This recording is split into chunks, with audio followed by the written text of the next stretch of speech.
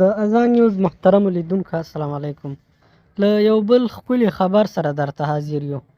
افغانۍ په نړیواله درجه بندۍ کې لومړی مقام خپل کړی ده. له هغې وروسته چې اسلامي امارت واک ته ورسېده داسې اټکل کېده چې ګواکې افغانۍ به هم د کلدارې په څېر ورو ورو خپل ارزښت له لاسه ورکوي، چې دغه چاره به د افغانستان اقتصاد ړنګوي او بالاخره به افغانستان په یو داسې هېواد بدلوي چې اقتصاد به یې له صفر سره ضرب وي.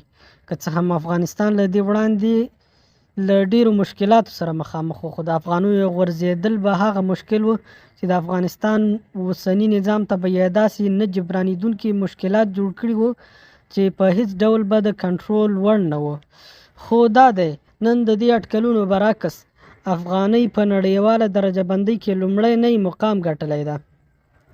د بلومبرګ په یو راپور کې ویلي چې په وروستیو 3 میاشتو کې افغانۍ په نړیواله درجه بندۍ کې لومړی مقام خپل کړی ده. د بلومبرګ د څېړنو پر اساس په تېرو 3 میاشتو کې افغانۍ 9 سلنه لوړېدل له ارضي اړخه له نورو هېوادونو د افغانستان د مخکې والي لامل شوی ده. په یاد راپور کې راغلي چې افغانستان د سوداګرۍ پراخوالی، نړیواله سوداګري او د اسلامي امارت له لوري ارضي کنټرول افغانۍ ته لا نور ثبات هم ورکړی ده.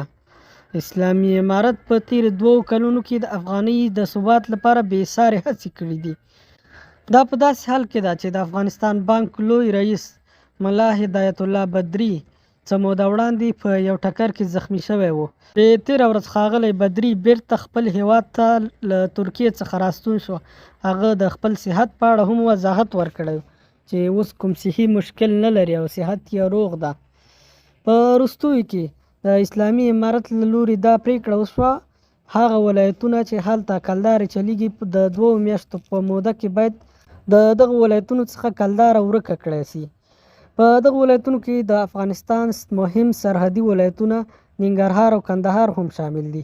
که څه هم د ننګرهار په مرکز او ځینو ولسوالیو کې له پخوا افغانۍ چلیدلې، خو په ځینو نورو سرحدي ولسوالیو کې بیا کلدارې چلیدلې چې د هغې له جملې څخه د شینوارو ولسوالۍ وې.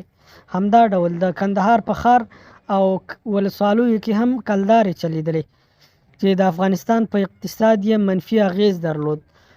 له دغې پریکړې څخه وروسته د افغانیو ارزښت نور هم زیات شوی ده. ورځ په ورځ د افغانیو ثبات لا هم ډیریږي او د ډالر پر وړاندې خپل ارزښت نور هم لوړوي. دا په داسې حال کې ده کله چې اسلامي امارت واک ته ورسېده ډالر تر 130 پورې هم لوړ شوی و. اوس مهال په افغانستان کې یو امریکایي ډالر د 88 او 88 په شاوخوا کې راګرځي چې ورځ په ورځ دغه نرخ ورو په ورو راکته کیږي. داسې اټکل کیږي چې افغانۍ به خپل ارزښت د ډالر په مقابل کې نور هم لوړ کړي، چې د یو امریکایي ډالر پر وړاندې به افغانۍ خپل ارزښت له 80 څخه تر 65 پورې لوړوي.